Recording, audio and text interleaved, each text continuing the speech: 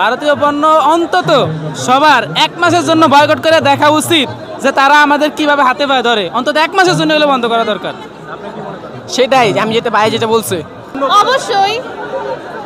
এখন don't ask me যে কেন রাস্তা সবাই জানে ভারত বয়কট অবভিয়াসলি।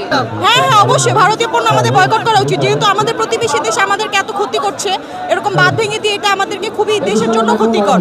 তো আমাদের অবশ্যই ভারতীয় প্রোডাক্ট বয়কট করা উচিত, এটা আমার মতে ঠিক। অবশ্যই ভারতীয় পণ্য আজকে থেকে বয়কট, আগেও করছি এখন থেকেও বয়কট, ফুললি বয়কট। ভারতীয় কোনো জিনিস ব্যবহার করবো না। হ্যাঁ বয়কট বাংলাদেশি প্রোডাক্ট আমাদের আরো বেশি ব্যবহার করা উচিত। আমরা এখন থেকে বাংলাদেশি পণ্য ব্যবহার করব। জি, বাংলাদেশি পণ্য ব্যবহার করব। অবশ্যই আমরা ভারতীয় পণ্য বয়কট করব এবং দেশি পণ্য সবসময় ব্যবহার করার চেষ্টা করব এবং আমাদের দেশে যারা আছে তারা যেন অথেন্টিক প্রোডাক্ট তৈরি করে এবং সেটা যেন ম্যানুফ্যাকচারার যারা আছে তারা যেন সেভাবে বাজারজাত করে, এটাই অনুরোধ। ভারতীয় পণ্য শুধু ভারতীয় পণ্য হবে না, ভারতীয় ইসরায়েল